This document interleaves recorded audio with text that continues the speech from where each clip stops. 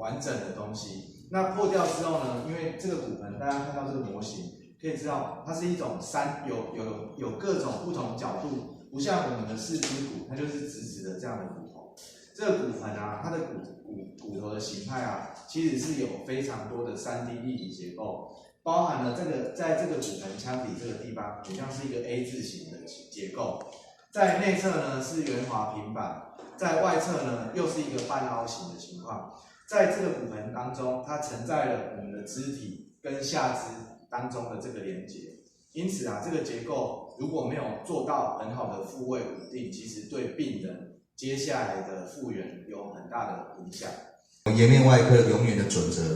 就是外观、功能跟尊严，所以我们尽量在第一时间内要把伤口缝合，它所产生的疤痕才会最小。这是我们讲的这个肩椎的这个骨折的地方，它这是垂直型上下的裂痕，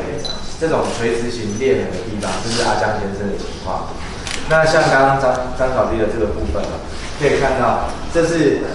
骨盆的后柱的地方，这一块整个断掉之后飞出来，往后跑起来，那我们就去做后面固定的动作去做，把这个地方有一个还蛮好的固定起来。由吴院长所带领的北港妈祖医院的医疗团队，也非常谢谢骨科专业的曾准医师为我治疗，真的非常谢谢北港妈祖医院。妈祖医院谢谢院长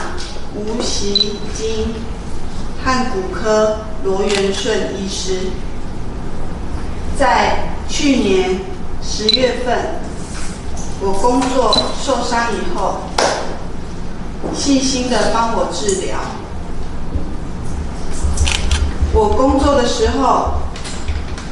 是从高处坠落，导致骨盆断裂和尿道断裂。经过院长吴习金医师和骨科罗元顺医师的治疗以后，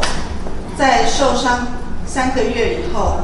已经可以利用助行器型，可以不需要透过尿袋，可以自行排尿，让生活恢复可以自理的状态。